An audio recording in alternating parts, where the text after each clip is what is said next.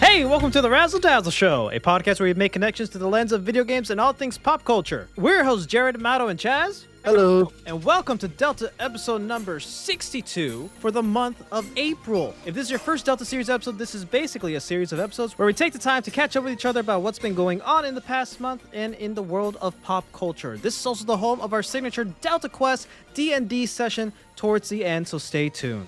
Please let us know what you think about this episode somewhere on the internet, and be sure to follow us on our socials and subscribe to our YouTube channel. Links to them are down below. And with all that being said, it's Razzle Dazzle time. April. This is actually my favorite of the in between months, and I mean in between like the start of the year and then Christmas, which is like the only thing that really matters. And then like October's in there, which is cool because it's like got Halloween or whatever. But anything pre-fall, I don't really care about it anymore in my adult life. But April is really nice because it, for some reason, I feel like it lasts longer than the other months. It's also Chaz's birth month. Oh, happy birth month. Happy Chaz. birth month, Chaz. Thank you. How was your birth month? My birth month was good. My family came to visit for my birthday and my dad's birthday. I also re-enlisted in the Navy for another 4 years. They got me again. Who y'all? They got you again. I feel like you willingly gave yourself over. What do you mean they got you? It was a trap. I don't know. Like, Yeah, the bait was Japan. Yep, that's exactly what it was. I was like, I would not re-enlist if I don't get Japan. It's like Japan. I was like, you said 4 years? It's like living 4 years in Japan? That's fine. Hell yeah. They was like, you can I'd do it for years. nothing. They want you to re-enlist for 6 years, but I won't get 6 years in Japan. So I was like, nope, you only get what I get. You got me till I'm 30. Then maybe we'll talk. Yeah. Yeah, I do get out in we'll be 30, won't I? Nah, don't mope, okay? Remember that Peter Quill was 32 years old in the first Guardians movie, okay? Wow. All right? So you're saying there's a chance? So you're saying there's a chance. There is a chance. There's a chance that you can get your first intro movie somewhere in your early 30s if you haven't gotten it already. Yep, surprisingly, I'm gonna just go to Japan, get hit by truck coon, and get reincarnated in another world, right? Yep, as a vending yeah, machine. That's I said I can be a vending machine, I can be a broomstick, a holy sword. I'm probably gonna get something like a ant. I'm gonna get reincarnated. But a human, right? Anything but a human with great magical abilities or swordsmanship skills. Who wants that? That's too much luck. I already got reincarnated. It's not gonna be great on the second half. I can't stand magic, dude. I love magic as a concept, but like I can't stand playing characters that use magic. I'm not good at it.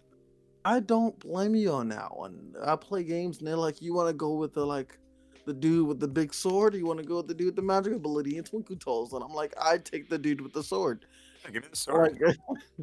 And then I'm sitting there and I'm hitting for like 6 of damage, and then usually I'll run across like that one mage who built his build correctly, who summoned the sun, and I'm like, okay, guy, I have a stick. Right, forgot that this game is meant for you, the magic user who is broken because you know how to min-max. Got it. Yeah, and I'm over here. I'm in the boss's face. It can grab me. It can't grab you. But I digress on that part. What else did I do this month? I sent the video to the chat to you guys. I went to this shooting range. Usually shooting ranges aren't fun, but this is a new shooting experience because bullets get to fly over my head for this one. You guys get to see the video of bullets fly. I saw the video. I didn't see a lot of shots being landed. The target above me that has holes in it, yeah, that's what they were shooting at. Yeah. Well, in the video, I didn't see new holes be made. Oh yeah, people suck. Some people can't shoot. I don't know what to tell you on that one. Yeah, they give us a rifle and they say put this dot over the target, and then you put the dot over the target and you realize that your dot is larger than the target. So I was like, oh great, accuracy none, because it's just too far away. But you know, it was a nice training experience. They did start hitting the target eventually because that's what they were learning, was the fundamental skills on how to use our weapons at such a range. How well did you do? I passed. Hey, meaning what? Yeah, right. How well is that? believe it or not, when they showed me my target, a lot of my target landed in the middle of the silhouette. I did have some missed shots. I'm not gonna say I'm an A1 sniper, um, but they have us do it in like 3 different evolutions, and one of my evolutions I'm not very flexible to do. Those shots were the ones I missed for sure. Like they called because we were so far away that they use a radio, and it's like, hey, I was lane 16. There's like lane 16, shots fired, no mark, which means like I didn't even hit paper. Those made me Wow. cry. When they were like 16 no mark, and I was like, ooh, I know, I timed it. Cause like, you ever played Call of Duty, and like you're aiming, and then your character just naturally is just swaying between like 5 feet. Like the Yeah. further it is like 30 feet it sways and Yeah. stuff. Yeah, that's real, but a lot stronger in real life. All right. So that sway you get in real life when you're trying to sit there and hold it, so you just start timing shots like you do in the game. With little bursts. Yeah, the casualty, or not the casualty, the consequence of shooting at a timer like that or in the sway, it's a lot worse. Because as much as you think you timed that shot right on the target, I promise you, it did not hit the target. It did not. Basically, what Chaz is saying is if he were to go back in time right now to the 360 era Call of Duty Modern Warfare 3 multiplayer stuff, he'd be like killing it, apparently. You know the funny part? You don't even have to go back in time.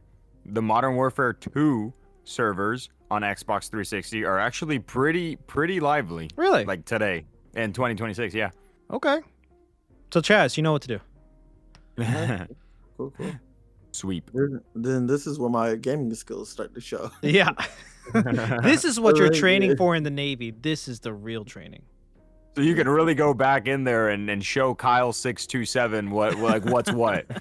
Yeah, and then Kyle 627 is gonna like, when did you start playing games again? When you were 18. That shows. He's been gaming since he was 3. But cool, man. Anything else? I'm trying to think what else I did this month. Oh, I've been having to use my mother's-in-law Netflix, because using my Netflix, technically my mother's Netflix, I gotta keep doing the whole I'm on vacation thing. Oh yeah. It Yeah, so sucks. streaming has just been rough for me entirely, and I just hate it. There's a show I'm watching called Bloodhounds. I think you guys will like it. It is a Korean show, which I was not ready for, but it was highly recommended to me.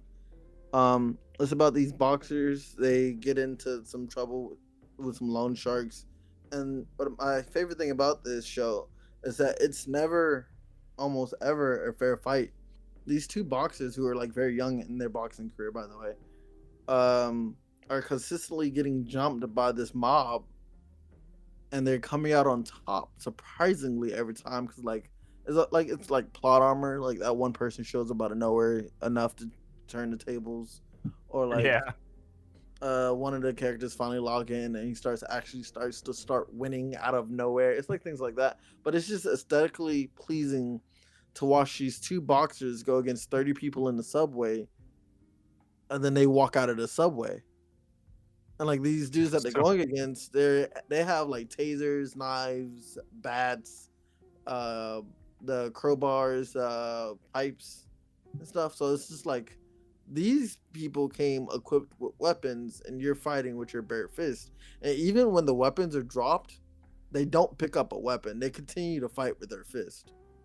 Yeah, I never got like, okay, aesthetically, so hard. But that particular trope always bothered me in media. Like when you're fighting somebody who's more like well equipped than you and you beat them, just pick up their thing. Like I hate, like, how does John Wick not go out there? Well, no, I guess sometimes he does. No, but there was this one scene in John Wick where he literally like handcrafted a gun mid-fight so that he could shoot one bullet. Just pick up one of the several hundred guns on the floor. See, then that will be a problem, relatively, in a manner, if you want to argue it, that only certain bullets can fit in certain guns because there's different calibers. It just right. So, That's like, true. You could go technical, but I always just chalk that up to like whatever. Turn your brain off a little bit and just enjoy the film or the show or whatever. Mm-hmm. It's understandable, but then you got people who are like, that's not realistic, such and such, and then you got to deal with that negative actually- side of the media, actually, which it's John Wick. These guys, 90% of it is not realistic. well, these guys in your Korean drama, they're boxers, right? Yes. Yeah, so they're more comfortable with their fists. They probably would be less efficient if they picked up these like weapons and started like beating on these other guys. You know what I mean? They're fully able to lock in and go all out boxing because that's what they're trained to do. It's just I haven't seen the show, but like that this is the argument that I would posit. Yeah, absolutely. I'm not gonna tell you guys to watch the show, but I say if like you guys are on like TikTok, Instagram, or something like that, just search up Bloodhounds and just look at the clips of the fights and just see. Tell me what you think of the fights. You can watch the show if you want to. I'm not there for the drama and the Great whole, sales like, pitch, actually. Go on YouTube Shorts and just look up the fights. Yeah, pretty much. That's actually an insane sales pitch because that might actually get me to watch a show. Yeah. Say that's what got me to watch it. And I was like, oh, that was actually a good fight show for episode 1. Here I am. I like the plot is good. Don't get me wrong. I'm not crapping on the plot at all. But I just know when you like want to recommend people shows and they already got like a list of shows to watch, don't tell them to go watch the entire show unless it's like a necessity to know the plot to understand the good part. To me, the good part is the fights. You don't need to know the plot. You just need to know 2 people are fighting 30. Who's going to come out on top? That's like so many animes. You just described Yeah. so many animes. Yeah, you just need to watch it. So you don't need to pay attention to the plot. Just watch how cool this thing looks. That's like Demon Slayer. Fight. Oh yeah, absolutely. Like if I sit down and think about it right now, Demon Slayer. What is so important to the plot that I need to tell you? This dude is trying to fight demons and kill the king of demons. It's literally like That's in it. the title. It's like, what is this about? A demon slayer slaying demons. Oh, okay, great. That's got it. That's all I need to know. And now watch him swing his sword as it drops out 8 different elements because he somehow can just use every element. He's known the to man. avatar with swords. I don't know. It's the Why? Avatar. Because it's cool, right? Yeah, it is. Okay, then watch it. Shut up. But yeah, like you said, that's literally most animes. That's literally how like you get into animes nowadays too. Is you're sitting on social media, Which you is scroll, so weird. You see a cool scene and you're like, that actually looked pretty cool to watch. I'm going to watch this show eventually. I might not watch it today. I might not watch it next month. But when I later get down and bored in the middle of the night and I want to watch something new, I'm like, oh yeah, I added this. Yeah, it's crazy how that's the reason why people watch animes now. That's crazy. It's crazy. That it's not like trailers and reading reviews. Well, no, anymore, or, like, I just mean like, what are we looking for? Like, when looking for a new anime to watch, don't care about the plot. Don't care about character development. Nah, I just want to see something cool and flashy. But okay, fine. There you go. That's shonen. Yeah, that is absolutely shonen. I say, but don't. There is romance animes that are bangers. You know this. Yeah. And those are animes you can't watch like a clip and be like, oh, this is a great anime. That's something you got to sit down from episode It's an 1 to 12 and investment. like, oh my god, Yeah. I'm here, dude. Get the girl. Yeah. Do it. Anyways. Yeah, that's my month. Sorry. No, you're good. I'm glad you had a good birth month, man. We try to do our best here to celebrate on the show with Monster Hunter themed episodes, man. We had our entire Monster Hunter Wilds episode come out, and we also had Kristen McGuire, who is the voice of Gemma, among many, many others. She's an accomplished voice actor, comic book artist, director, and all of the above. Her episode came out last week too, so I hope you enjoyed listening back to those episodes, Chaz. I did enjoy them. I'll go next, and my month it's gonna be really easy. It has been taken up a lot by two certain red and black horned protagonists, both on Disney Plus, whose series have started this past month. Both Daredevil Born Again Season 2 and Maul Shadow Lord. I'm not going to say too much because as of recording, the both shows are not done yet, and I still haven't seen the latest episode of Daredevil, so I need to watch that after this recording. I am loving both. Like, Maul looks so good, and like it is so good. It's just it's an up like a updated stylized animation from like Clone Wars and stuff. I love how the background looks. I love like the effects. I love how like the lightings, and of course the voice acting. It's Sam Witwer. You know, he's always gonna give it his all when it comes to Maul, and it's just so good. And I'm so excited for the finale. Shout out to the biggest Star Wars fan I know who gets to live the dream. Yeah, Sam Witwer, come on the show, please. Let's geek out about Star Wars.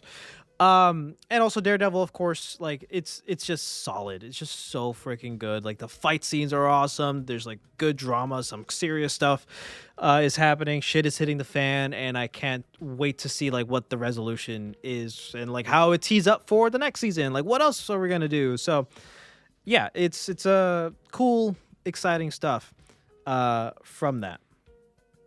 No, I wanna I can segue into my thing from your thing, because one of the things that I wanted to talk to you, well, I guess both Daredevil and Maul, but we'll start with Daredevil because I have questions for you specifically. Okay. I have I've seen the first season of Daredevil, like the Netflix one, the second one as well, and then I saw the Defenders. I did not watch season 3, but I am aware of what happens in it.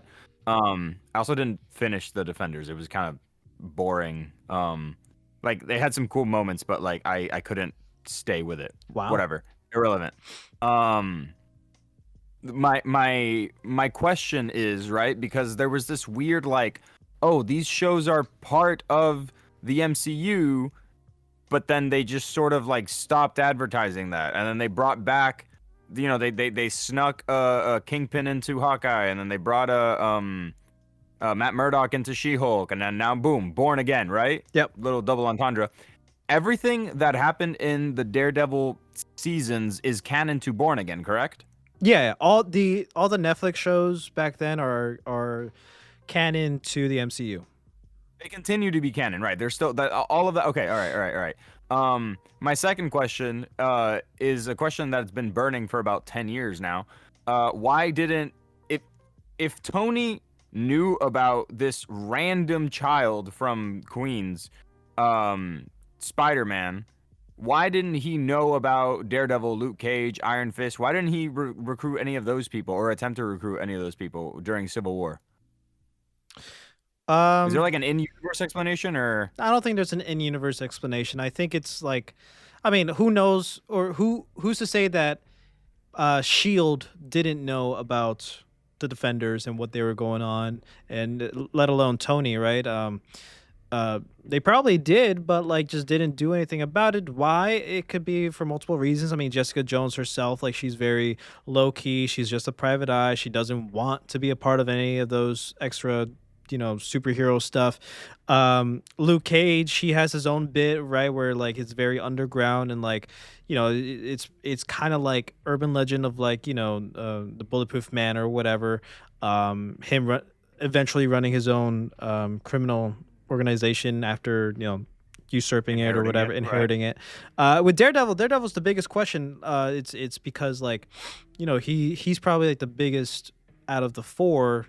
Sorry, Iron Fist, but you know, it's kind of true. With Daredevil, I think it's just I think it has to do with why Spider-Man instead of any of the Defenders. Spider-Man is young. He probably knew that. Probably more impressionable. You know what I mean? So like maybe it would have been easier to recruit Spider-Man over any of the other Defenders. Oni, Master Manipulator, Stark, yes. Yeah, I think that if I were to think of a real in-world explanation, I think that would be why. Out of all the other superheroes, like in New York. You know what I mean? Yeah. That is satisfying. That is a satisfying answer. But I am also like more satisfied with like them bringing Matt Murdock into She-Hulk, because at this point it's like, okay, so he's around, he's there, and they're aware of him. Yeah. Real question though is the fact that he had a Hulk girlfriend brought up at all in Born Again? No, not at all. It's just a fling. Okay. It's just a one-night stand. Okay, all right. Love that. Love it. In the comics, Matt Murdock is a little whore, man. Like, He's a Yeah, little no, slut. for sure. I hate what man. The fact that he went back to his ex, and I know I'm going all the way back here, but like the fact that he went back to his ex when he had a perfectly good thing going on, always bothered me. And then that became the big like problem, or like the catalyst for so many problems going forward. And also, Are you talking I about can't believe that Electra or Karen? Electra. Well, Oh, yeah. he could have been with Karen, but then he ended up like going back to Electra when she was Karen? first introduced. Karen? Wasn't Karen? no wait, Karen is Karen? Daredevil's MJ, and Electra is Daredevil's Black Cat. That's what Okay. that is. Okay. No, I mean, yeah, that makes sense. I understand the parallel there, and I get it, but it doesn't make it any less infuriating, you know? Yeah. Aside from that, I can't believe that the thing that I used to like ground Daredevil being part of the MCU was She-Hulk when he literally showed up in Spider-Man, and I forgot about that. And Echo, but nobody cares about He was Echo. in. Oh, I haven't seen Echo. It's No, it's not alright. that I don't care about it. It's not. Oh, it's bad. No, it's not good nor bad. It's both Kingpin and Daredevil show up in the show. Kingpin more. Right. It's alright. It's okay. Okay. The reason I wanted to get into this whole like MCU like spiel is because I recently this month I watched. Wait, were you done with your month? Jared? Yeah. The only other thing is that I've Okay. been getting really into Darkstalkers in the month, and I platinumed the Marvel fighting. Or I'm sorry, I platinumed the Capcom fighting game collection, meaning all the Darkstalker games, Street Fighter 2, and some other games. Just really liking Darkstalkers now. I'm really getting into it. That's it.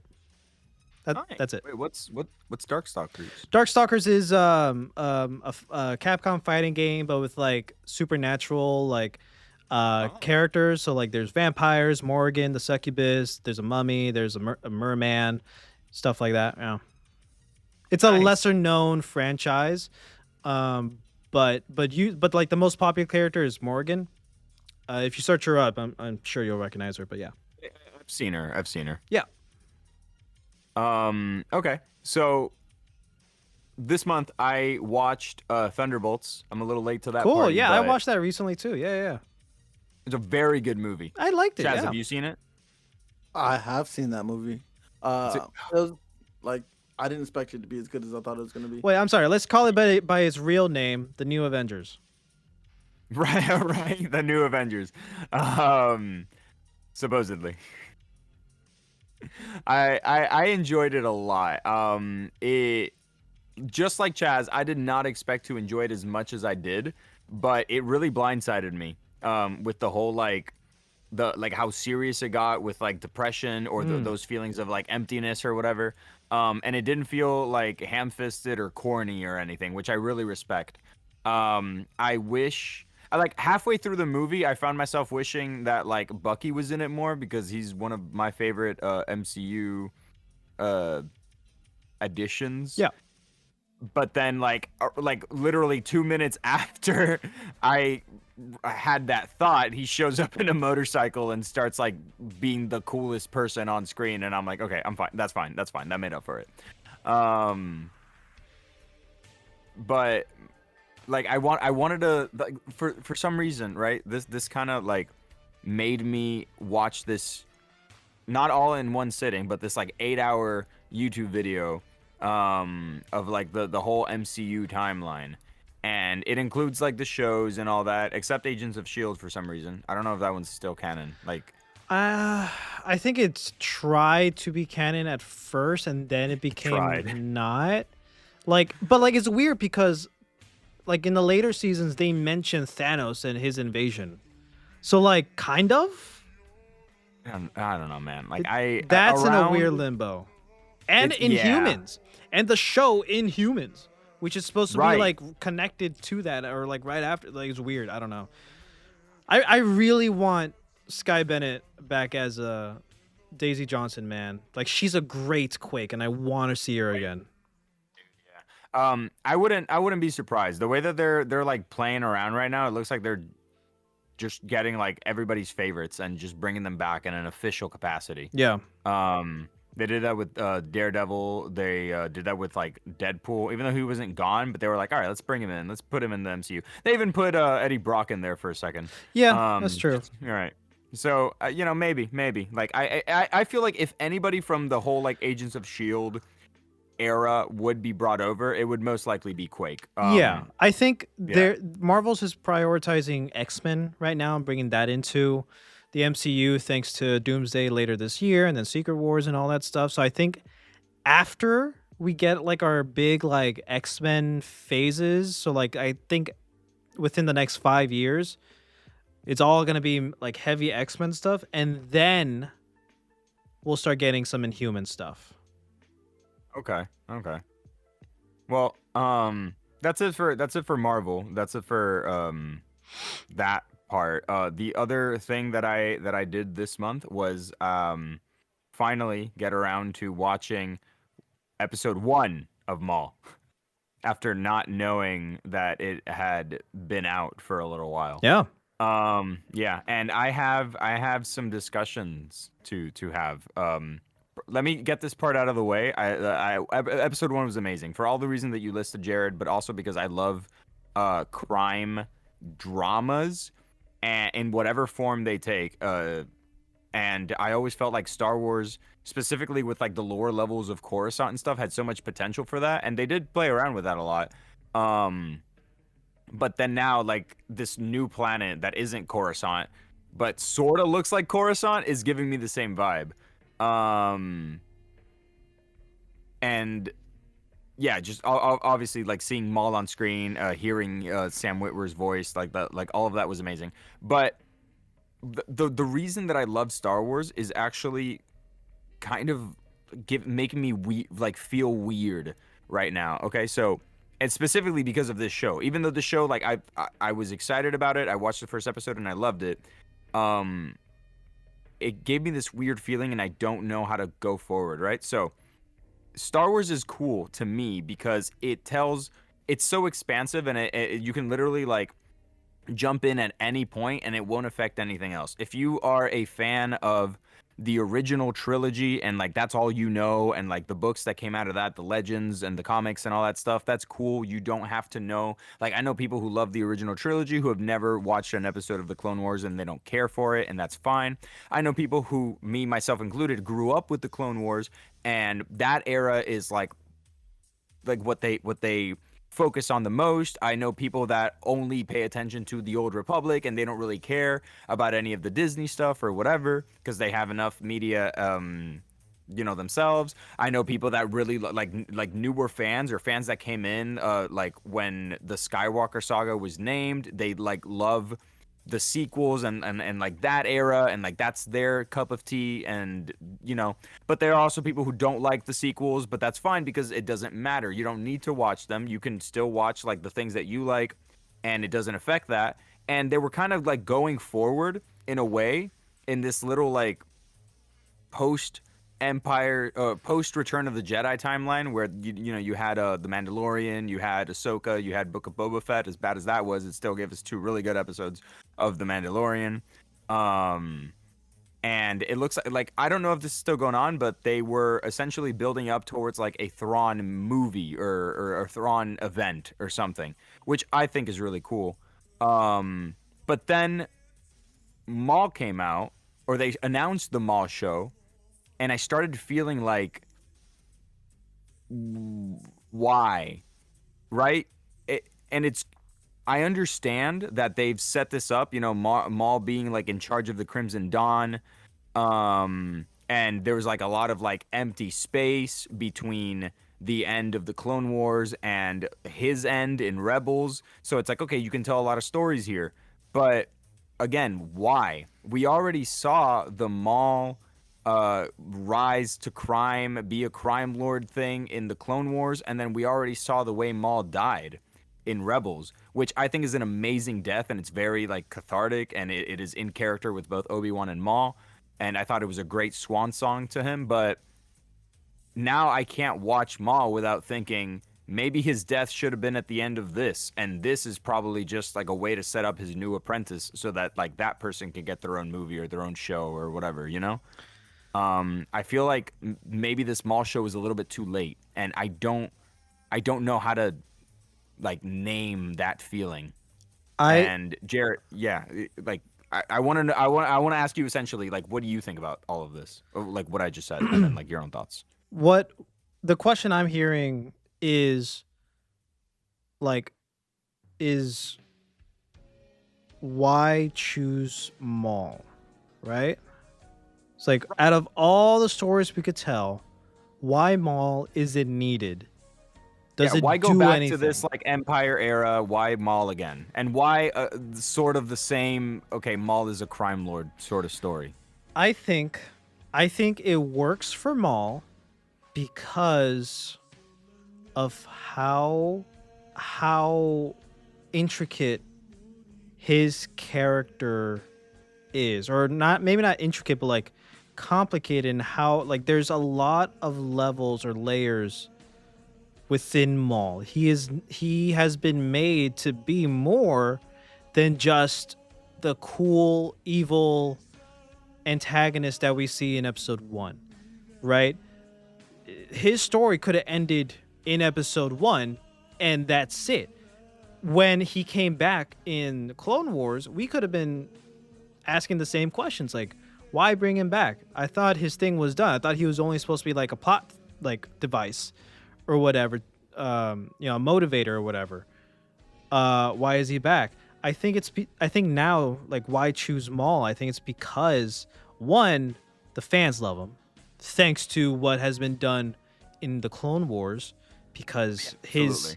his redemption and like his growing back to power is just amazing. And of course, the performance being brought out by Sam Witwer adds so much to that. Yes, we saw his ending, but you can argue that we saw Anakin's ending in as Vader in the original trilogy. Why did we have to go back for the sequels, or I'm sorry, for the prequels? Yeah. Like, I think if it was any other character, almost, I would also be feeling the same way you are. Like, why have an entire show based off of this person? Like, what makes this person special to bring him back into the spotlight and to explore a new story where we haven't yet? I feel like it works for Maul, but like if it was like anybody else, like if we had a Padme show, why? Right. Set in between, like during the Clone Wars, but not focused on them, focused on her Yeah, politics stuff. like we don't need that. That is not needed at all. Nobody wants it. It's not needed. But I feel like Maul has this balance of we don't need it, but we want it. And but we're not gonna complain. we're not going to complain. And from what I have seen, I'm caught up as of recording.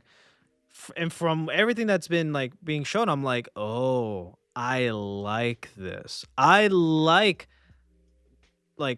how Maul is growing still after all these years. Like from the ending of Clone Wars to this show, then to Solo, and then to Rebels, I'm like, oh, we're filling in this gap. Because we didn't see all that much with the Syndicate stuff, just that one season of Clone Wars. But we're seeing the aftermath of it falling and him like going after revenge and stuff like that, and like trying to get his power back and stuff. And then we're like, oh, okay, so he is back to power by the time in Solo. This is why, and this is how. I find this interesting because I like this character. Like I said, if it was any other character, who cares, right? Unless it's somebody like we literally haven't touched, like Embo. I would love an Embo series, for example. But I feel like that's what it is. I feel like this character specifically holds so much to him. Like he's more than just a bad guy. He's a complicated character. Like if we had got an Ayla Secura show, that wouldn't work. You know what I mean? I don't think. Yeah, no. But I agree with you. I like Maul specifically because he's this like not so great, mostly dark character, and I feel like we need more like one of the I don't know who described it this way, but somebody who worked on the show described it as such. It's not a good guy versus bad guy. It's Yeah. a bad guys versus worse guys Yeah. scenario. And I love that. I feel like we need more of that in media, right? I think Sam said that. I think Sam said that in IGN interview. I think I saw man, that. I love that. I love him so much. Yeah, for real. But yeah, honestly, that's amazing. But enough with the glazing. The thing is that like I hate that it was Maul that made me come to this realization, because you're absolutely right. We are eating this up specifically because it's Maul, but I also feel like that's a problem because again, how many more stories can you fit into the Empire era without having to be like, but none of this can have a lasting consequence, because at the end of the day, Luke Skywalker is still going to take down Palpatine, Right. and there was no Ahsoka, there was no Maul, there was I no get this, you. there was no that, there was no Cal Kestis, all that stuff. I think feel like I wouldn't have this issue if Maul wasn't in Rebels. I love his ending, but I feel like that should have been reserved for his show. maybe. That's just my opinion, specifically because like I feel like this is cool, this is great. We're getting a Maul show, amazing. But in my opinion, it's too little, too late, and you already took so many. Like you started carving the chicken before you served it, in my opinion. I think the but reason that- why we're in this situation is because of the Clone Wars either bringing back or creating new characters that are now fan favorites. And now, since we love these characters like Ahsoka, like Maul, we want to know the rest of their journey. Like, Yeah, and I what have no else did problem they go with- to? I have no problem with characters like Ahsoka, like bringing more Ahsoka, because it's all uncharted territory, right? Like this is happening post Palpatine. So yeah, show me what happens with Ahsoka. You know, like okay, she wasn't there when Luke fought Palpatine or fought Vader. Damn, Luke and Palpatine never fought. That's crazy. You can Palpatine argue. electrocuted him. He Yeah. electrocuted him a little bit. That's fine. Yeah. But like, there was no like, I'm the good guy and I'm going to defeat the bad guy. It's kind of like, okay, here's your redemption. But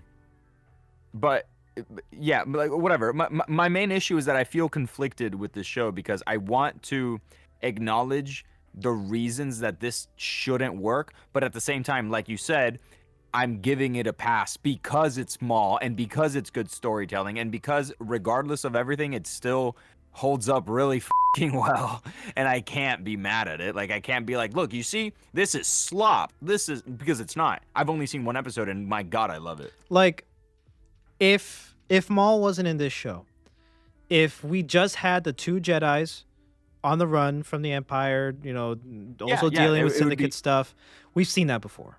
If it was It'd be shit. If it was just be- a cop show and dealing with a Syndicate, and then there's the Empire, we've seen that before. If it was like the Resistance involved, like we've seen these stories before. What makes this different is because the center focus is Maul. Like Sam said, bad guy dealing with worse guy. Like this is an Yeah. angle that we haven't fully explored, because right now we're getting Sith with criminal syndicate, with Jedi, with local law enforcement, with Empire. That's a lot. And everybody, it's a lot of parties, and I love it. I love it for that because these sort of like everybody has their own agenda thing, and sometimes they clash, sometimes they need to work together thing. I love that. I love circumstantial dramas. Yeah. So I think it just works, and like watching the last 6 Todd episodes. Howard, it just works. It just does. Yeah, like watching the last 6 episodes, man.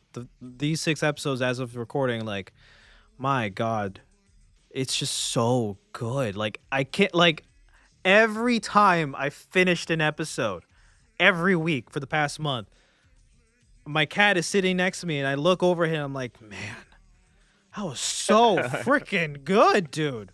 And like I remember over at watching the Coke, did you first see 2 that? episodes, I'm like blown away at every single scene for like the entire hour. I was like, oh my God, this is so good. Like I kept verbally saying that throughout the entire show, and it is. It just is. You know what? At the end of the day, that's what Star Wars should be. It should be something that you sit down and you just enjoy so much that you can't keep it contained. And Yeah. overall, like, I'm more excited. I'm happier that this is what's happening than like with this perceived problem that I had. Because maybe like it's not indicative of the future. Maybe the future won't be like, okay, let's just rehash something and then like kind of try to squeeze it in between movies or something. Yeah. Exactly. This Yeah, this maybe does not it'll just feel be that like- way. Right. Okay. But you've just to clarify, you've only seen the first episode. Yeah, I've only seen the first episode, and that was today at work during lunch. Dude, you're in for a ride. Yeah, I know. I'm excited. It was, I had this, we were supposed to record this Delta last week, and I already had this argument, like, planned, but it became increasingly harder as I was watching the episode. Yeah. To be like, I gotta, like, talk against this. Damn. Yeah. No, I hear you. Previously on the Delta Quest, our heroes made their way to a totally not haunted forest littered with excavating zombies, decided to partake in some excavating themselves, and mistook a dying bloody elf for a hat. Now, let's dive into the next exciting episode of the Delta Quest. I want to start patting down his pockets, seeing what he has. So the guy, you pat him down, and he's kind of like, dinner and a movie first, buddy. I don't think you could afford roll- me. Touche, I don't think I can afford anything right now. Do I find anything? You find like a knife. A knife knife? in his he's a regular knife. Oh. He has a knife on his thigh holster, but that's it. No, like literally no money? What's wrong with you? You literally can't afford me at all. I'm wearing leaves. I don't know what you thought you would find in me. I'm a wood elf. Okay, well, I want to take his knife. You take his knife. Okay. He's like, no, that's my one possession. Okay, you can have it back if you tell us where the heart of the forest is. Probably somewhere in the forest. Okay. Okay, all right. No, my bad. Wait, hold on. My bad. I'm sorry. I'm kind of a dick. That's on me. I am spitting up blood, so just keep that one in mind, right? Yeah, Okay. if you want us to help, you'll help us first. The heart of the of the forest. I only have one healing potion, man, and either I could use it or you could use it. You decide. Thorn like raises her hand and she's like, I have like 3 of those. No, you don't. Why Oh, I'm talking okay. to him. The elf like on the floor looks up and he goes, did that dragon just talk? Yes. So, would you No. rather deal with the dragon or deal with me or deal with dying? You choose. If I tell you where the heart of the forest is, will you at least give me the health potion? Yes. Okay, all right. I want to roll for persuasion. Okay, well, you already persuaded him, but if you roll anything past a 15, I will give you inspiration. How about that? 17. Cool. 17. Wow. Wait, whoa, hold on. Chaz, did you roll too? No, he saw I'm my looking at his roll. number. Oh, he just saw it. Okay, all right. That's insane. Okay, so you have anything. you can use that inspiration to re-roll literally anything. Love You it. don't like a roll, re-roll it. Love it. You gotta save that in a note somewhere. Yeah, honestly, save it, because I might forget. Okay. So the elf is like, all right. You seem like a trustworthy individual. There's a temple in the middle of the forest, down that way, and then he points northeast. Okay. And then he's like, probably littered with zombies. If you don't start digging around them, they might not bother you. I think they're only here to find the heart of the forest, but they don't know where it's at. Go into the temple. Just walk in. No digging required. Take the stairs down. You'll find the heart of the temple at the bottom of the heart of the forest at the bottom of the temple. It's a literal heart, like a giant beating heart covered in roots and thorns. It looks very scary. If you hit the dungeons with the screaming souls of the damned, you've gone too far. Okay. Are there any traps? No traps, but you might see a deceased relative asking you to join them in the land of the dead, and that they miss you a lot. I would just ignore that. I wouldn't pay attention to any of that. That's it? Pike, I have an idea. Yeah, what's up? What about, like, I wonder if it works this way. I'm just a stupid dragon, so you gotta forgive me. Give him half the potion. He has to guide us with whatever willpower he has left, and then we can give him the rest of the potion when we get to the heart. If you give me the entire potion, I will walk you through the gates of hell myself, I swear. You swear Can on you what? You're a trust wood me? elf. I swear on the fact that I am literally dying and I have no other option. You have no other option. Well, I swear on that thing. And then he points at the gnome. well, May that thing die if I'm lying. shit, I'd do it for nothing. Pike, I wouldn't trust that, considering the fact that this gnome is already dead in my hands, technically speaking, in a manner. The gnome goes, at you. Yeah, See? he's fine. See, it's sick and dying already. Yeah, right. That's such a good idea, though. But I want my potion. Hey, okay, Thorn, give him half a potion. I was lying. I don't really have any potions. Yes, you do. I want to roll for persuasion. Oh. You want to persuade her that she has potions in her bag? Roll me persuasion. I got a 12. Okay. So she believes that she has potions, and she's like, oh, I do? Okay. And then she looks inside her bag, and there are no potions, and she starts freaking out. Does she have like She's like, any "Wait, kind of liquid that she can use, and she thinks it's a potion? She has Like a flask of water. In her delusion, right? She takes a flask of water. She grabs some herbs, crushes them, puts them inside of there, and then like does a little finger gesture with her hands. You see some magic kind of sparkle, and then suddenly the water turns like green and glowing, and she goes, "Oh, whew. Okay, here we go." Also, I think I might be an alchemist. Cool. And now you have a bottle of green glowing goo that might be a health potion. Okay, great. I give it to him. What do you like? How? I open his mouth, and I just drop, pour it in. Just pour down the hatch. All right.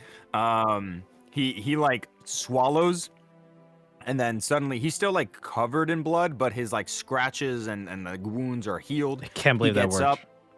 Yeah, he gets up, he like flexes, he's like, oh man, I feel great. I feel fantastic. I feel too good. I feel way too good. I gotta fight something. I don't know what I gotta fight. And then he like turns around and punches Urzak in the leg. Fight the gnome. He rushes to the gnome. He punches his leg, but actually hits the gnome. How about that? Oh, I had an idea. No, Sorry. What's your idea? What's your idea? Because he punched your leg. I wanted to hit him with the gnome.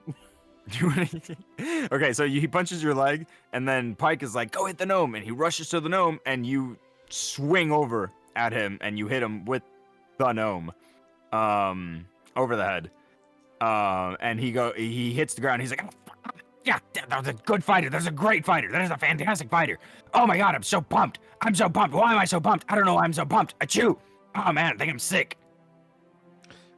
Great. Well, why don't we take this energy to the temple so you can show us the way? Yeah, let's go. Let's go to the temple. Let's go to the temple right now. And then he starts running. Cool. I run after him. You guys should run after him. Okay. Yeah. Thorn, Ruby, follow. Hypothetically, cannot run through a forest, correct? So I have to start fight. Trees are nothing but a trees. suggestion. but you can fly. Nah, let's tear down the forest. Tear down the forest. Okay, cool. So you're just kind of are you still three-legging it, or are you like walking around on all fours with the gnome in your hand? I can just grab him with my tail and then four-legged around. There we go. That's an option. You grab him by the tail and you start like through the forest, tearing down trees, whatever. The entire group like goes past a group of undead that are digging and stuff, and they all look at you, and they look at each other and shrug, and then get back to digging. And eventually, this guy leads you to, like, through some shrubbery, to a weathered and moss-covered set of stones that are kind of shaped the side like a pyramid, sort of. Okay. Is this he it? Runs up to it. Yeah. This is it. This is the temple. This is the temple. This is the main temple of the forest. This is where our grand leader lives, or rather, where he lived before these zombies came in and killed him. Oh, okay, cool. So let's go inside and go down to where the heart is.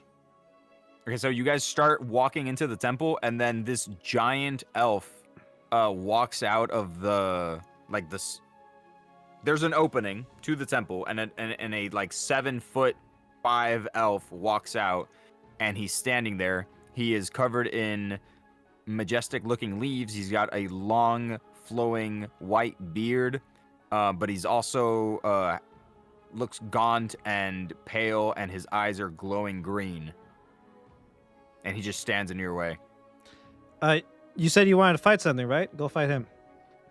Yeah, okay, I'll fight that. And then he runs up to it, and he's like, wait a minute, I can't fight that. That's the Grand Elder. You said you wanted to fight something. You can't, or you won't. Okay, so he stops and he ponders for a moment. I want to roll for persuasion. Like, yeah. I got a 25. Oh my god, yeah. Okay, so he looks up at you and he's like, you're absolutely right. I am limiting myself. And he turns around and he punches the Grand Elder in the stomach, and his hand kind of like breaks through the skin and goes inside of his stomach. I want to roll for stealth and sneak behind and inside, and I got a 17. You do that. This is without my cloak of invisibility, by the way. This is without that. Yeah. Okay, so when he punches like the Grand Elder in the stomach, his hand kind of gets stuck in there, and he's like trying to pull it out. And during that time, you just kind of sneak past him, and you're inside the temple now. Cool. Let me see if. Hold on a second. I'm gonna try to have Ruby do the same thing. A moment, please. Sure. Ah, shit! I just had an idea. What? I just thought of what if I also rolled a sleight of hand to like pick the elder's pocket to see if he had anything useful as I'm sneaking past. Okay. Can I do that too? Since I'm still trying to log in, and that's really cool, you get to do that. Okay, so I rolled. Okay, I got an 18. Okay, all right. So while you do that, you do manage to slip your hand into his robes, and you grab onto something hard, like something like stone. Gross. Right? And yeah. Well, no, not hardened stone made out of rock. You feel a rock, but it's not just like a rock. It is flat and it's been carved into. Okay. And I'm trying to log into this bitch. F it, I'm just going to roll. All right. And when you make it inside, you turn to your left and you see that Ruby's in there too, and she looks at you and she goes, "Cool rock." And okay, roll a dexterity saving throw. So that means 2. I got a 25. No. Just okay. All right. Well, whatever. It doesn't matter. You roll a. Do you want to use inspiration before I give you the result? I got a 25. I think I'm good. Okay. All right. What do you mean? I just, before I say what I'm about to say, I need you to know that you can see Ruby's level in the party that y'all are in, and she's not that far off from y'all. What does that mean? I'm level 11. We're level 11. So is she, right? Okay. Or is she level?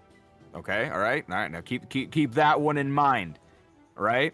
The AC to beat depends on the level of the person. So if somebody is high enough, right? Okay. The DC to beat is not always going to be 10. It's not always going to be 15. Okay. Sometimes it's hard. All right. Okay. I got a 25. What do you mean? You got a 25. You got a 25. That's fine. That's fine. You got a 25. You did the best you could, and you thought you're trying to psych me out. No. You did the best you could, and you thought you did great. However, However, because you're so confident in your abilities, you did not notice when Ruby swiped the stone tablet from your hand, and she brings it up and she goes, "F is this?" Really? That's it? Okay. That's all? All right. It's a rock. I don't know. I just got it. You say that out loud. Yes. Let's go get the Grand freaking Elder heart. turns around What and the looks hell? at you. The Grand Elder turns around and looks at you. He's like, "What are you doing? What are you doing in here?" What are you doing in here? "I'm the Grand Elder. I live here. I might be undead, but I still live here." Why would you choose here of all places to live? There's so many better places. There's so many better temples. "My temple. I'm guarding the heart of the forest." What happened are you to the doing other here? guy? What other guy? The other elf. You like look down. He turns around slightly, and he's like 3/4 facing you, and half like the elf's lower body and his legs are sticking out of the guy's stomach. And he's like his legs are like kicking like back and forth. Okay, you And said you can heal his. you said he looked away from me. No, he turned when you spoke to Ruby, he turned around to face you, and then when you asked about the other guy, he turned like his body to face you, and you can see that the elf that you guys saved with the mysterious green goo is now halfway inside of his like stomach. Right. But where are his eyes? Is he still looking at me while he's turning? Yeah, he's still looking at you. Okay. His eyes are like glowing green. Okay, cool. She has a rock. Ruby looks at you. He's like, "F you stole it." No, I didn't. You have it. What? If I stole it, I would have it. You stole it. No, I stole it from you, but you stole it from him. I did not. And the dude is like, "Yeah, I don't really care who stole it. I'm gonna need that back." All right. Well, later. And I head further down into the temple. He chases after you. He chases after me? No, not him. Okay. Ruby does. Like Ruby runs like after. Like she's like, "You're not leaving me behind." I want to put up my cloak of invisibility and just dip. If I need a roll for stealth, I will. No. You just put Okay. on your cloak. It is a like it's one hallway, and then it leads to a set of stairs at the end, that which you can just take down. Okay. This Ruby time, is all one following Pike. yeah, Thorn is outside with Urzak the dragon, and she looks at that and she turns around and she's like, "Should we go? Should we go in there?" Absolutely. All right, cool. And then she starts running into, and Urzak, you as a dragon. Can I fit? Let's start with Just shit me through the door. Here's the thing. You cannot fit, but if you tell me that you go through, I will describe how you go through. Please go through. that. Fine. I go through. Thorn like runs into the doorway, right? And then Urzak shoves his head through, and then his like dragon shoulders break this already moss-covered, crumbling, whatever pyramid thing, like just breaks right through, and like there's just like a giant hole in the wall now, and you're going through, breaking everything along the way. The ground starts to shake a little bit underneath you, and the grand. So right now, right, Pike and Ruby are at the end, reaching the stairs. The Urzak and Thorn are towards the entrance, and the Grand Elder with the two fucking feet kicking out of his stomach, which he is like sucking in, is in the middle, and he turns around and he looks at Urzak and goes, "Stop it! Stop destroying my temple." Pike, do we want the dude? No. But we don't care about the one that's being swallowed. No. The DM said that he specifically makes characters who are going to die soon anyway, so like whatever. That's right. cold. That's cold. When I kill a character off its story, when you make a character die, that's just rude. All right. Now, question for you, DM. What level is this mage? This Grand I Elder? can't tell you what the level of the guy is. You just kind of have to. You can't tell me what level he is. No, that's like anti D&D. All right, cool. It's one of my abilities. I'm gonna use Frightful Presence. You can just talk. You can talk to the guy, but okay, all right. So fucking No, frightful presence. I'm gonna look him eye to eye, bring my head down, and Frightful Presence. Okay, all right. So what does frightful presence do? Each creature of the dragon's choice that is within 120 feet of the dragon, which you are aware, must succeed in a DC 16 Wisdom saving throw. If not, they become frightened for a minute. All right. Let's try this. Let me try. DC 16. Yep. I got a 6. Okay. He looks at you and he like, oop, and like sucks in the legs of the roided elf. And then he's just like kind of not moving anymore. His face looks a little frightened, you might even say. Cool. I use this time to continue further down the temple and then hopefully proceed to the heart of the forest, to wherever that is. So you're going down I the stairs. follow Ruby's the following you. instructions of the elf. Yes. Perfect. Urzak, you look like you were gonna say something. I'm thinking. Pike, telepathically, me and you're gonna have this conversation at like instant speed. Yeah. What do you want to do with this wizard now that he's sitting here numb and cannot move? I don't want to with him, dude. I really don't. I just want to like come in, get out, and like dip. You know. All right. Cool. I am a giant creature. He is stunned currently. Cool. So I do think I get an advantage on a multi-attack. If you want. I would like to use it to knock him unconscious. Oh my god. Oh, okay. Not kill. Good. Okay. Okay. Go ahead. How merciful. So for the multi-attack is apparently 3 hits. Damn. Jesus. Okay, roll. So they are a. Okay. You don't have to roll to hit. You hit. If you miss this, you have a different problem. No, I was looking for which, like, the amount of dice I need to roll is 2d10s plus 6 3 times. Because remember, the character sheet and the dragon sheet has to be entirely different, so I have to use the dice on the character sheet. Yeah. I was gonna say this is like a 7'5" elf, but then again, you are a dragon, so swat away. So 8. 8 points of damage. Yeah. That's it. This one's gonna be 17. Oh, okay. Multiple. There we go. Now we're talking. Okay. So 8 plus 17. Okay. And then the last one will be 15. Plus 15. Okay. Damn. So, yeah, you 40 points of damage total. He's definitely not dead. But you like, how do you do it? What do you do? Do you like smack him around? Do you bite him? Do you like blow on him and he hits the ground and takes 40 points of damage? What do you do? No, I just want to walk by him and then hit him with the tail 3 times. No, hit him with the gnome 3 times. you walk past him and then you bonk him on the head 3 separate times with the gnome. Pop, pop, pop. And he falls. He falls unconscious. Cool. That's all I wanted. Proceed down the hallway. Yeah. All right. Thorn like latches onto your tail and she's just kind of like, this is a lot faster. By all means. All right. Let's just say, okay, Urzak, I'm going to put you on pause for a second. Not just bear with me, right? So Pike, you're going down the stairs with Ruby. And you are hearing all types of voices that you recognize, some of which you are aware are dead, other voices that like you weren't sure whether or not they were dead, but whatever. Like you hear all sorts of voices that you recognize. Would you like to listen to? You hear, right? But you're not listening. Would you like to listen to any of them? No. Yeah, good.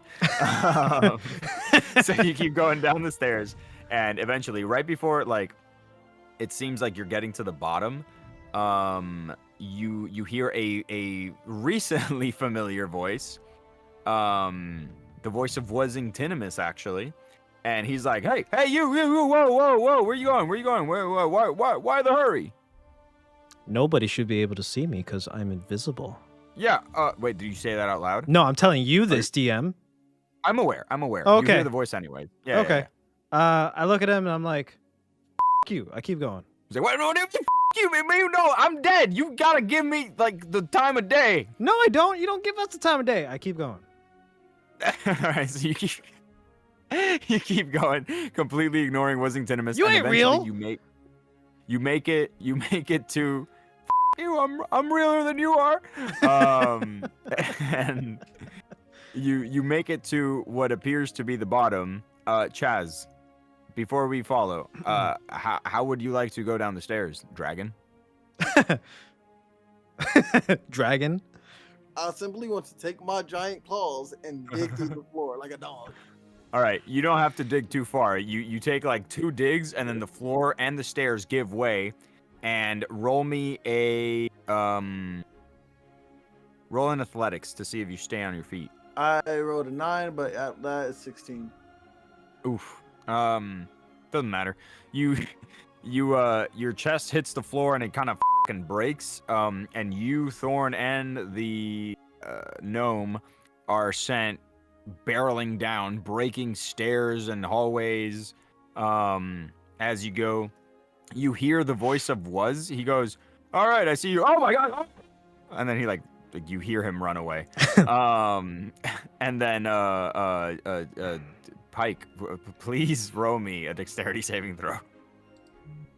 I will roll one for Ruby as well. I got a 27. All right, Ruby got a oh god. Let it happen. So Let it ride.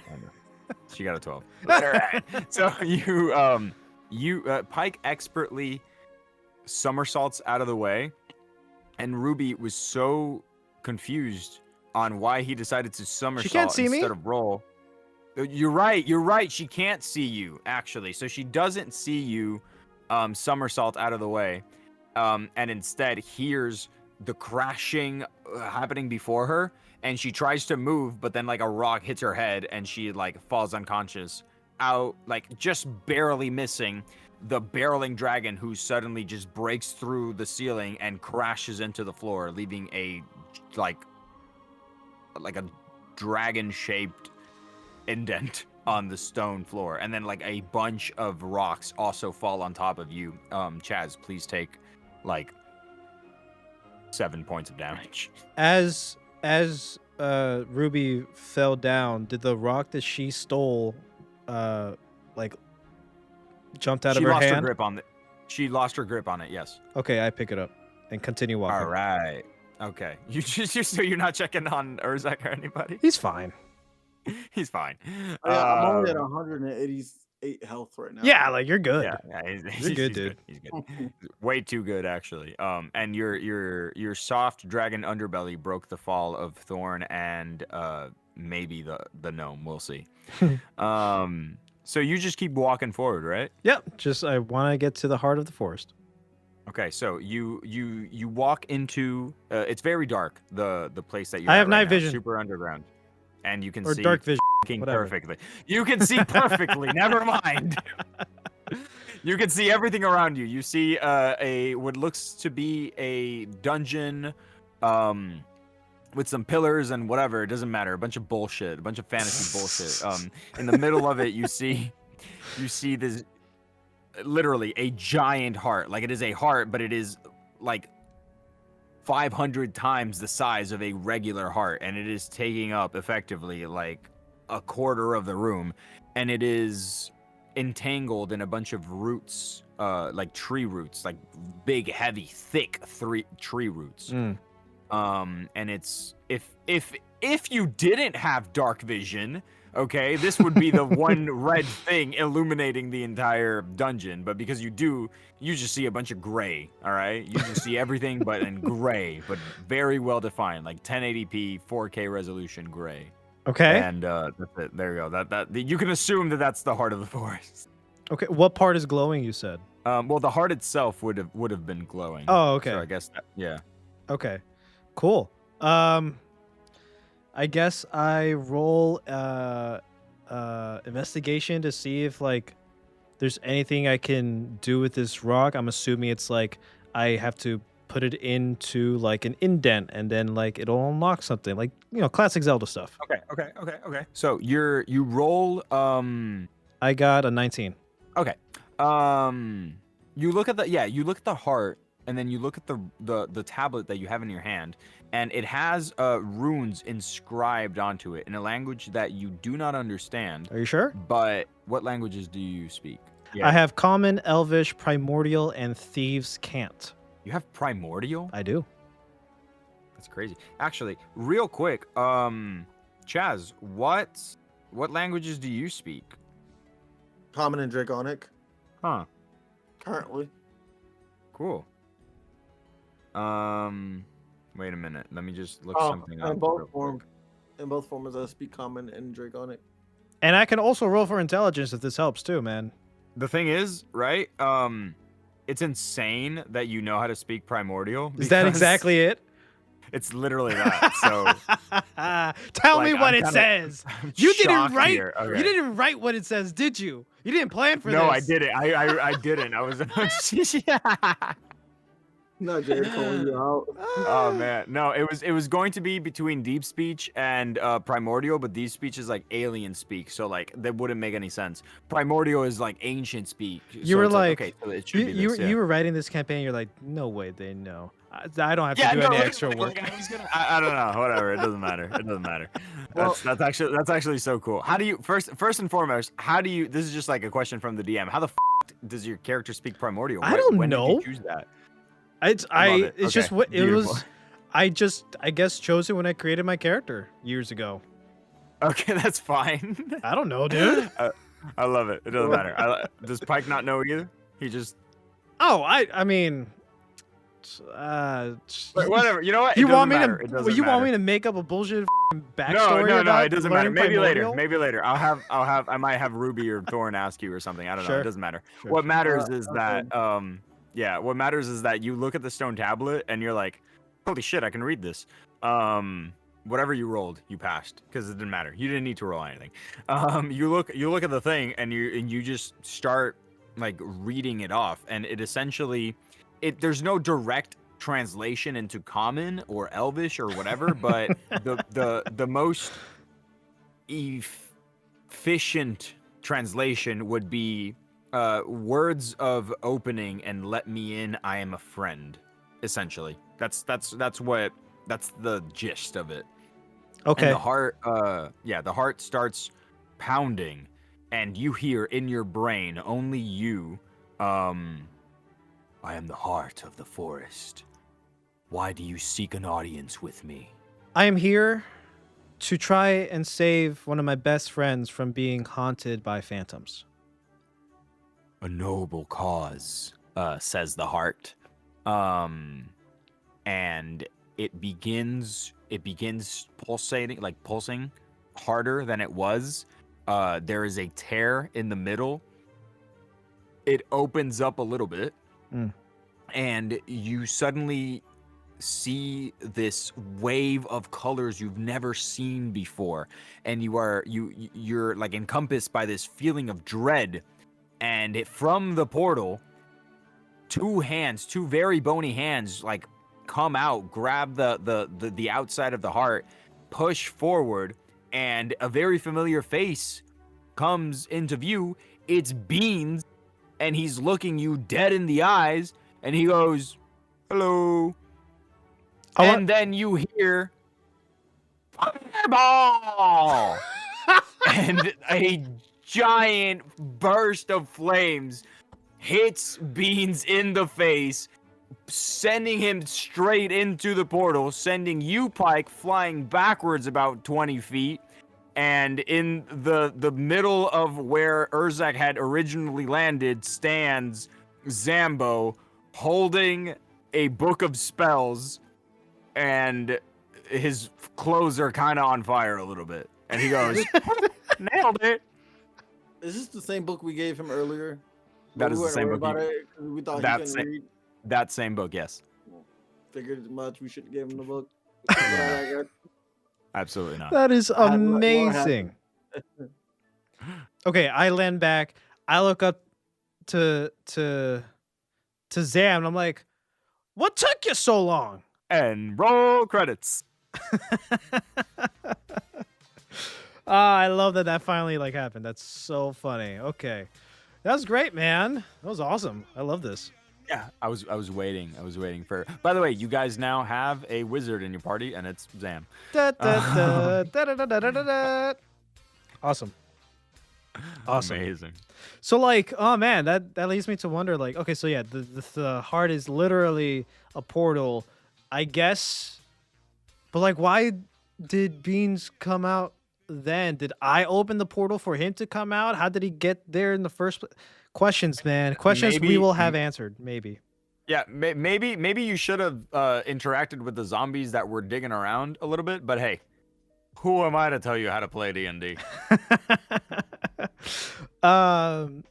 So Chaz, what do you want to do with the heart, man? I mean, like, we're trying to get the phantoms off of you, but like, this seems like to me how storytelling, my knowledge of storytelling tells me that we use this opportunity of being chased by the phantoms.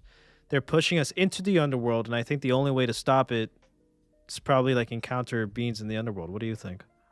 I definitely want to go to the underworld. Okay. So Beans, fight phantoms, I'm down for any fight. okay. You can have God Almighty himself come down and I'll fight him.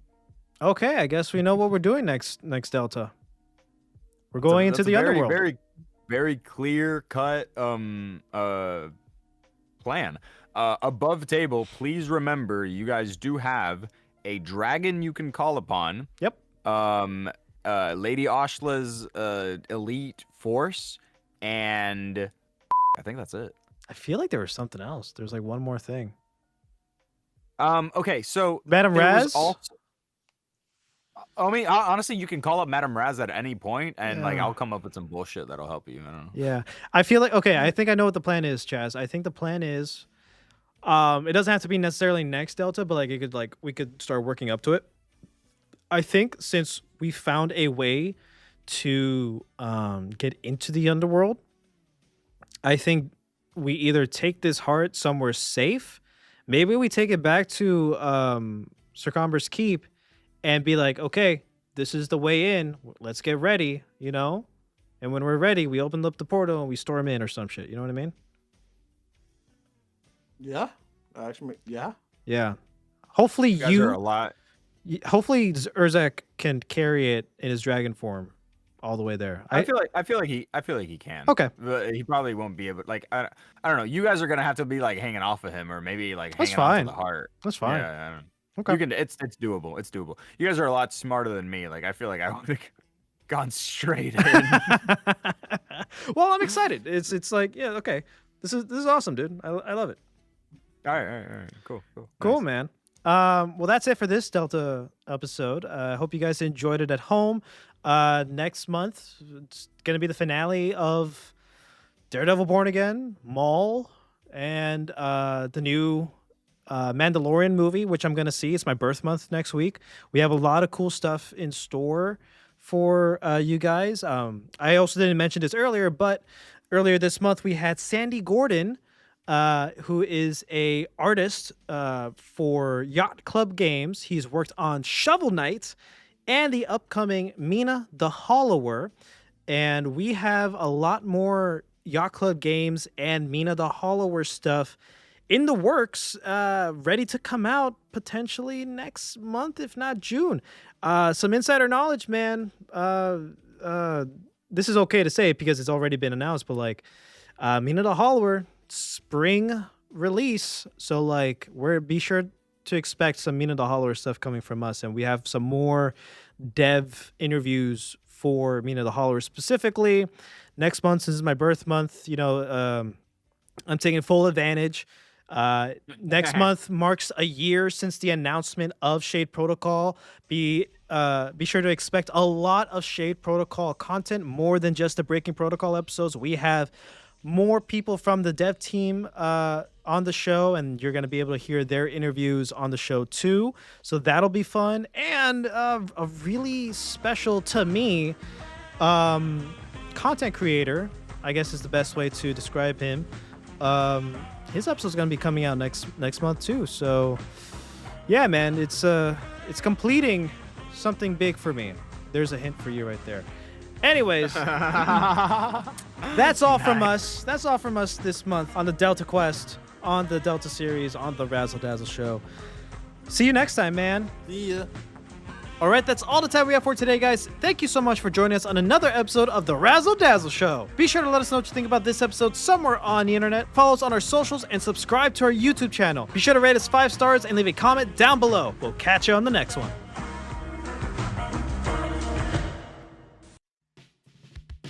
Next time on the Razzle Dazzle Show. It kind of came back to that thought process of if you create something that no one's going to listen to, it won't change the dynamic or the world of music because no one's going to hear it. But if you create something that still adheres a little bit to what they want, but then pushes outside those boundaries, that pushes outside of the box, that's where kind of the best music is, because it does change the landscape by introducing something new. Tune in next week.